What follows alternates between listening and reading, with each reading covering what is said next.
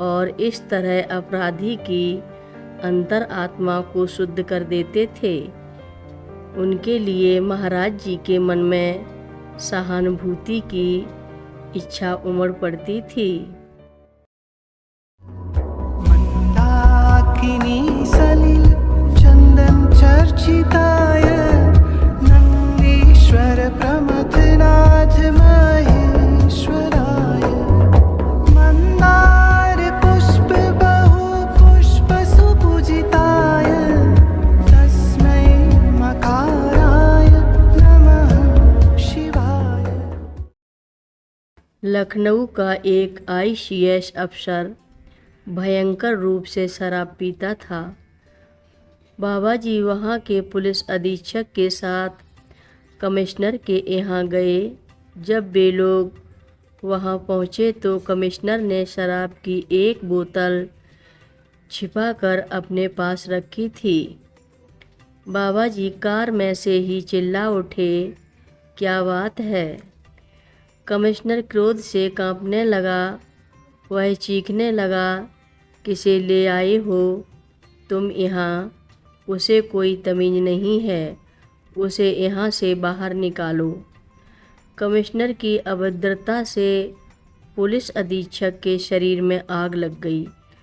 उसने अपनी पिस्तौल कमिश्नर पर तान दी, परंतु महाराज जी गरजे, क्या कर रहा है तू? वह बड़ा संत है, तुम उसका सिर्फ बाहरी स्वरूप देख रहे हो। तेरे साथ हम फिर कभी नहीं आएंगे। वह कमिश्नर बाद में बाबा जी का भक्त हो गया। वह बाबा जी के दर्शन करने आता, लेकिन बाहर जूतों के पास ही बैठ जाता, क्योंकि वह अपने लिए वही स्थान उचित समझता था। बाद में वह प्रयागराज में प्रशासनिक अधिकारी संस्थान का अध्यक्ष हो गया। कुछ दिनों बाद रक्तस्राव से पीड़ित हो गया।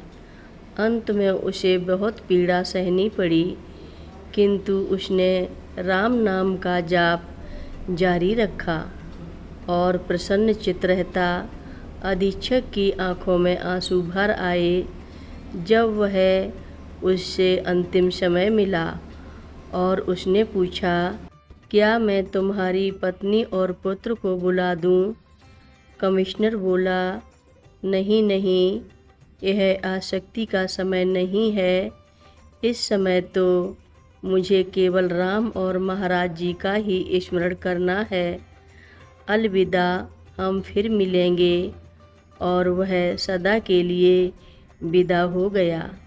एक बार फिर एक सिपाही एक अभियुक्त को गिरफ्तार कर सारे बाजार से धकियाता और मारता हुआ ले जा रहा था।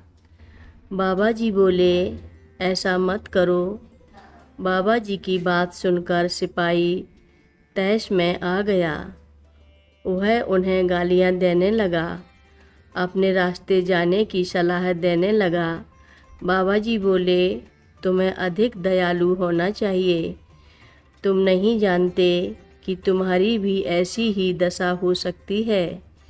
इस घटना के अगले ही दिन वह सिपाही घूस लेते पकड़ा गया और जंजीर में बांधकर उसे शहर के बीच से ले जाया गया।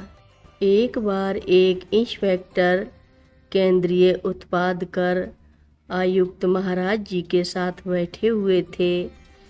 इंस्पेक्टर पर घूस लेने का आरोप था। महाराज जी ने उस इंस्पेक्टर से पूछा, तू घूस लेता है क्या? इंस्पेक्टर कांपते हुए रोने लगा। महाराज जी ने आयुक्त से कहा, क्या तुम इसे नौकरी से निकाल कर जेल भेज दोगे? आयुक्त ने उत्तर दिया, मुझे पता नहीं।